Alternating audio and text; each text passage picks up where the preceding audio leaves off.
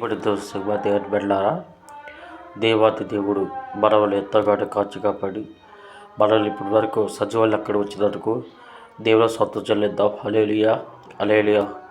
ఈ క్రిస్మస్ దినాల్లో దేవుడు మనల్ని ఎంతగానో ఆశీర్వదించి మన ఎందు ఒక మంచి గొప్ప కార్యాలు చేయలాగా దేవుడిని ప్రార్థించుకుందాం.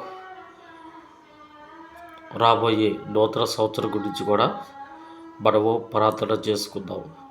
అందరూ కళ్ళు పోసుకున్నట్లయితే ప్రార్థనలో చేసుకుందాం.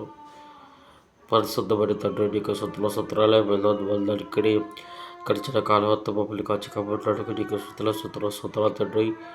అయ్యా, మమ్మల్ని ఎంతవరకు సచివులు అక్కడ వచ్చినందుకు నీకు శుద్ధులు తండ్రి.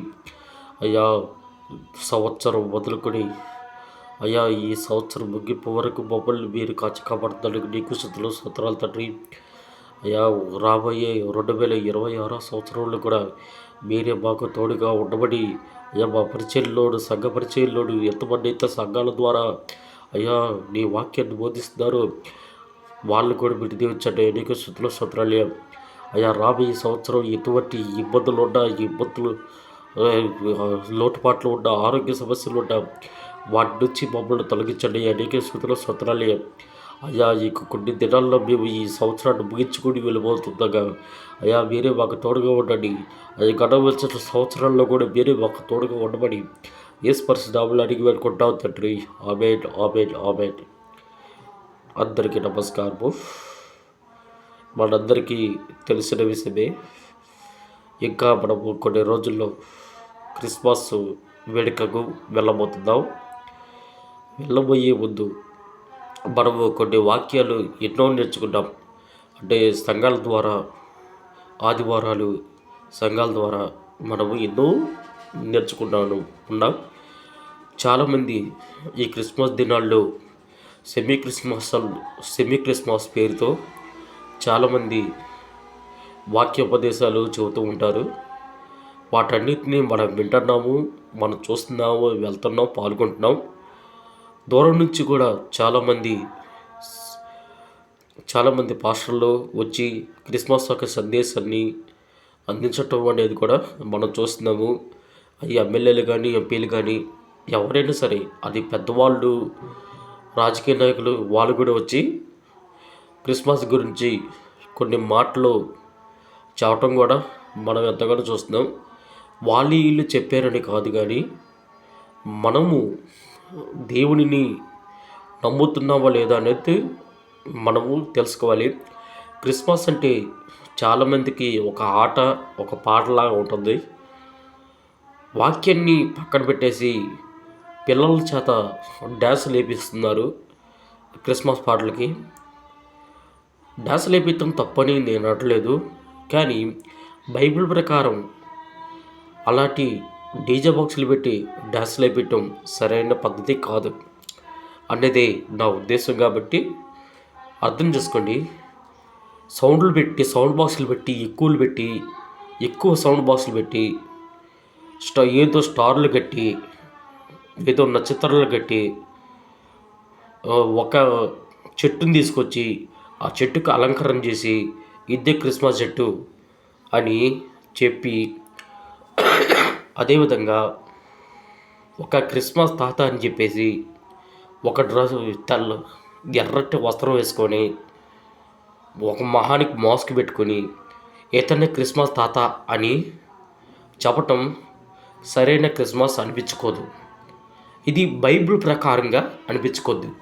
లోకానుసారంగా క్రిస్మస్ అనిపించుకునేదేవా కానీ బైబిల్ క్రిస్మస్ ఇది కాదు. అర్థం చేసుకోండి. అసలు క్రిస్మస్ అంటే ఏమిటి అనేది మనము ఖచ్చితంగా తెలుసుకోవాల్సిన విషయమే ఇది. క్రిస్మస్లో అనేక లోటుపాట్లు ఉండి, అసలు క్రిస్మస్లో డిసెంబర్ 25ని ఎందుకు రావాలి, డిసెంబర్ 25ని క్రిస్మస్ ఎందుకు రావాలి అన్న ఒక థాట్ మీలో చాలామందికి రావచ్చు. అవును, క్రిస్మస్ డిసెంబర్ 25 వచ్చింది.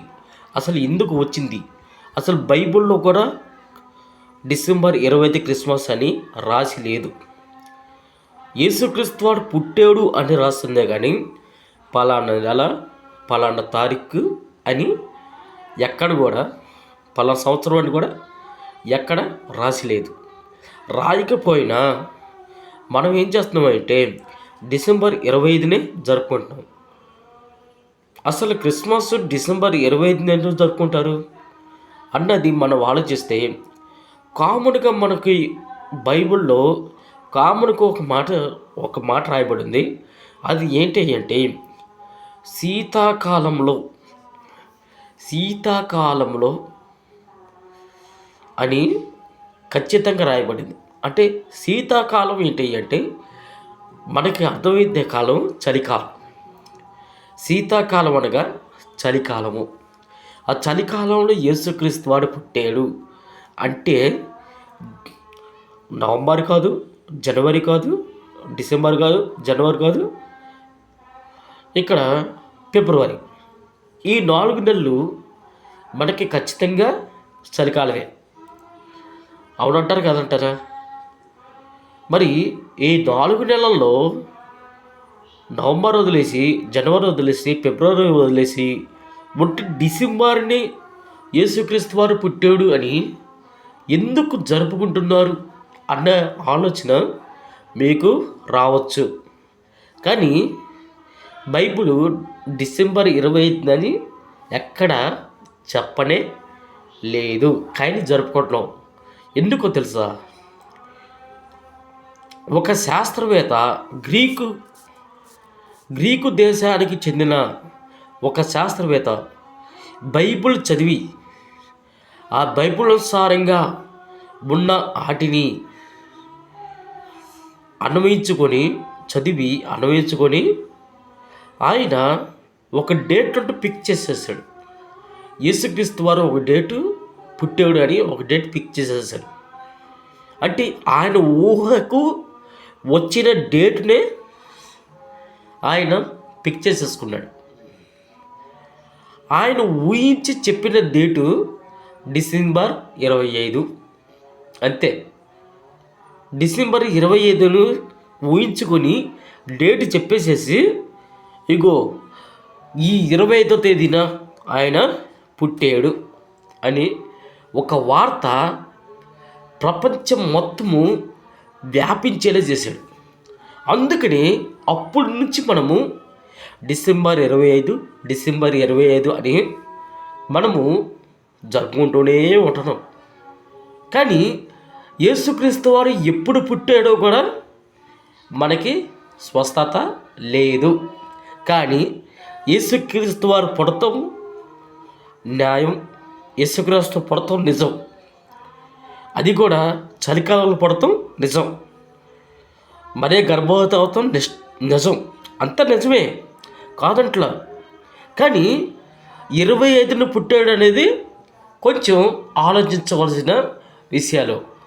మన బైబిల్ చదవాలే కానీ బైబిల్లో కొన్ని మాటలు రాసి ఉంటాయి, కొన్ని మాటలు రాసి ఉండవు.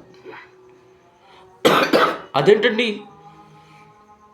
బైబిల్ మొత్తం రాసి ఉంటాయి కదా అంటే బైబిల్లో రాయనివి కొన్ని, బైబిల్ ఉండే కొన్ని, బైబిల్లో రాయలేనివి కొన్ని.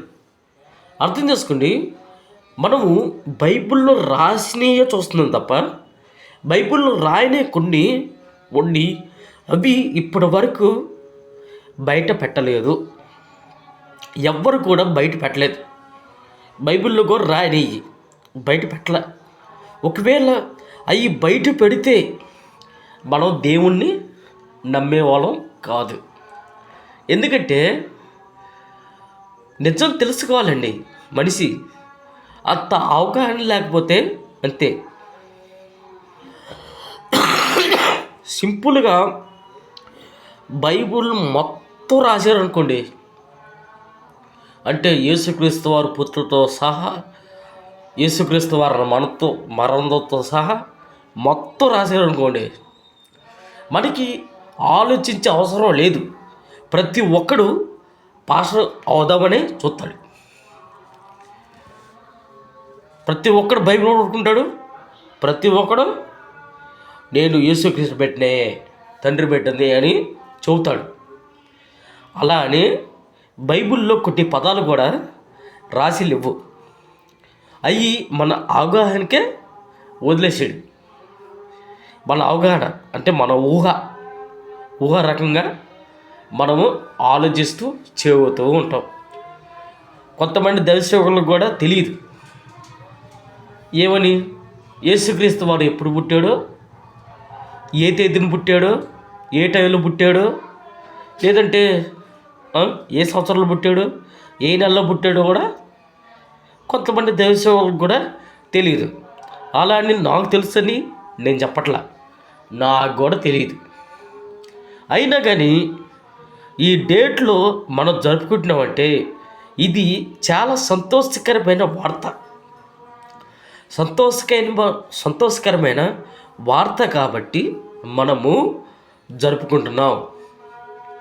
కాబట్టి జరుపుకోవటం తప్పు కాదు, సంతోషకరమైన మాట.